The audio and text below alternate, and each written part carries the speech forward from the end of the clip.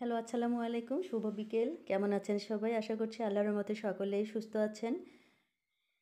আমি আজকে সকালবেলা কলমি শাক তুলেছি। এগুলো আমি আজকে ভাজা করব। অনেক সুন্দর সবজি শাক। আমার বাসার পাশেই আ পাশের একটা জায়গায় ছিল হচ্ছে ধুন্দুলের গাছ। এই গাছের একটা ডগা প্রাচীরের উপরে আসছিল। আমি এগুলো আবার আ নেটের ভিতর দিয়ে সব আটকায় দিয়েছিলাম। তো এখন মনে হচ্ছে যে এমনভাবে হয়েছে এগুলা আমিই মনে হয় লাগাইছি। পুরা ওয়াল ভর্তি হয়ে গেছে গাছ দিয়ে। তো আজকে ছিঁড়ছি, বেশ কয়েকটা ধরেছে। আমি এবার এটা পুরাতন টিউবওয়েলের উপরেও ঘিরে দিয়েছি। ওখানেও হবে। মানে এটা জংলি গাছ তো যেখানে দিবেন সেখানেই এগুলো হয়ে যাবে। তো এই যে ৩ টা ছিঁড়লাম। পরে আরও ২ টো ছিঁড়েছিলাম। আর এই যে মোট ৫ টা আমি ছিঁড়েছি। এগুলো খেতে ভালোই লাগে। অনেক মজা লাগে। একটা সফট সবজি। এগুলো ছিঁড়ে আমি একটা রান্না করেছি হচ্ছে যত ধরনের সবজি আছে সবগুলো দিয়ে আ উম চিকেনের উইংস, স্কিন, লেগ এগুলো রান্না করেছি। একদম ৫-৬ টা সবজি দিয়ে। তো ভালোই লেগেছিল। এটা রান্না হয়ে যাওয়ার পরে আমি ভাবলাম যে একটু আ বুন্দিয়া তৈরি করি এবং বুন্দিয়ার জন্য আমি একটা ব্যাটার তৈরি করে নিয়েছিলাম। কাপে একটা কালার দিয়েছি ফুড কালার। এখন আমি চুলায় একটা ফ্রাই প্যান বসিয়ে তাতে একটা ঝাঁঝরের উপরে একটু ব্যাটারটা দিয়েছিলাম। দিয়ে এতগুলো আমার হয়েছে বুন্দিয়া ২ কালারের। একটু শিরা তৈরি করে নেওয়া ছিল। আমি শিরায় দিয়ে এগুলো ভালোভাবে নেড়ে-চেড়ে দিচ্ছি। যে শিরাটুকু আছে সবটুকুই চুষে নিবে। আর গতকাল আমাকে কয়েকজন আ ফোনে বলেছিলেন যে, আমি যে সাবুদানা দিয়ে এটা লাড্ডুটা তৈরি করেছিলাম, এটা ফুল প্রিপারেশনটা আপনারা শেয়ার করতে বলেছিলেন। আপনাদের জন্য আমি এটা একটু শেয়ার করছি। আমি একটা ছোট্ট গ্লাসের হাফ গ্লাস নিয়েছি, অতটুকু ছিল। যে পরিমাণ সাবুদানা নিয়েছি তার ডাবল পরিমাণে পানি দিয়ে ভিজিয়ে রাখতে হবে। তো আমি যেহেতু হাফ গ্লাস নিয়েছি সেজন্য দুবার হাফ গ্লাস করে আমাকে পানি দিতে হবে। আমি যে আরও হাফ গ্লাস দিলাম। পানি দেওয়া হয়ে গেলে আমি একটা চামচ দিয়ে এটাকে নেড়ে-চেড়ে একটা ঢাকনা দিয়ে ঢেকে রাখবো। ঢাকনা দিচ্ছি। ঢাকনা দেওয়ার ১০ মিনিট পরে আমি ঢাকনাটা সরাই দেখলাম কী অবস্থায় আছে। তো দেখি এটা ভালোভাবে ভিজেছে কিন্তু একটু পানি আছে। এটা আমি পরে আ ছাঁকনি দিয়ে ছেঁকে নেব এক্সট্রা পানিটা। আমি চুলায় একটা ফ্রাই প্যান দিয়েছি। ফ্রাই প্যানে ১ চা চামচ ঘি দিয়েছি। চুলার জালটা একটু হালকা থেকে একটু মিডিয়ামের থেকে একটু কম থাকবে এই অবস্থায়। বেশি ফুল ফ্লেম দেওয়া যাবে না।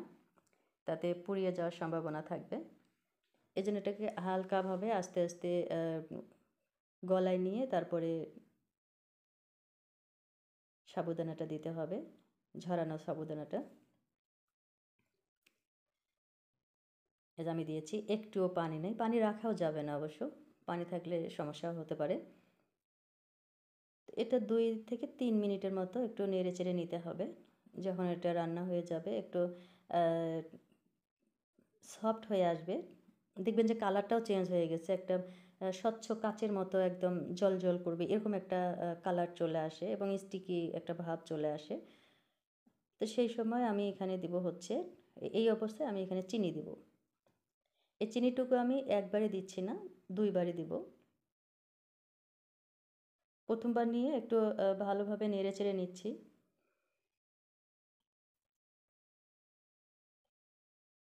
এখন আরেক বাকিটুকু আমি দেব। সবটুকু দিচ্ছি না, সামান্য একটু রেখে দিলাম। এ চিনিটা অনবরত নাড়তে হবে যতক্ষণ পর্যন্ত চিনিটা গলে না যায়। চিনিটা গলে গেলে এই সাবুদানার মধ্যে যে দলা ভাবটা আছে এগুলো কিন্তু থাকবে না। এটা খুন্তি দিয়ে অনবরত নাড়তেই সবগুলো ভেঙে যাবে এবং চিনির সাথে মিশে যাবে। এভাবে নাড়তে আ একটুও পানি রাখা যাবে না বা একটু নরম রাখা যাবে না। যেহেতু এটা লাড্ডু আকারে তৈরি হবে।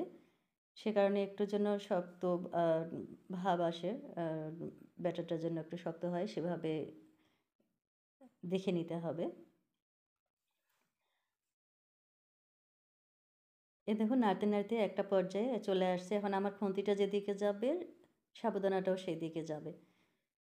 এমন একটা পারফেক্ট একটা ইয়ে হয়েছে। আমি আর কয়েক সেকেন্ড এটাকে জাল দিয়ে নেব। খুব সুন্দর হয়েছে। এতটুকুও ইয়ে হয়নি, নষ্ট হয়নি।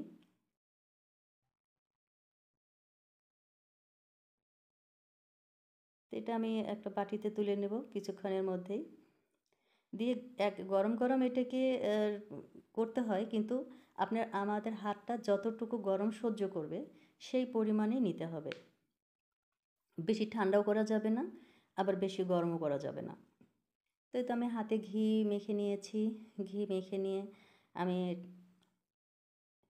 আলতোভাবে এটাকে চেপে চেপে বল করে নিচ্ছি লাড্ডু আকারে, মিডিয়াম সাইজের। আমি এটাতে ফুড কালার দেইনি। আর এখানে পেস্তা বাদাম, কাজু বাদাম, এগুলো কাঠবাদাম কুচি কুচি করে কেটে দিলে আরও সুন্দর হয়, কিন্তু এই মুহূর্তে আমার কাছে নেই, সে কারণে আমি এগুলো দিতে পারিনি।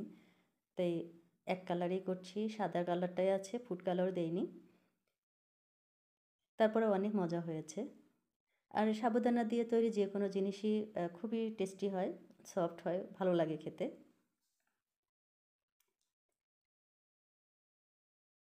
তো এভাবে আমি তৈরি করছি। একদম গোল্লু হয়ে গেছে, গোল গোল করে তৈরি করলাম। আমি যে পরিমাণ নিয়েছিলাম তাতে মিডিয়াম সাইজের প্রায় 10টির মতো হয়েছিল। অনেক সুন্দর ছিল। তো এটাই আপনাদের রিকোয়েস্টে আমি শেয়ার করলাম আবারও। আশা করছি আপনারা পুরো স্টেপগুলো দেখে নিজেরাই তৈরি করতে পারবেন।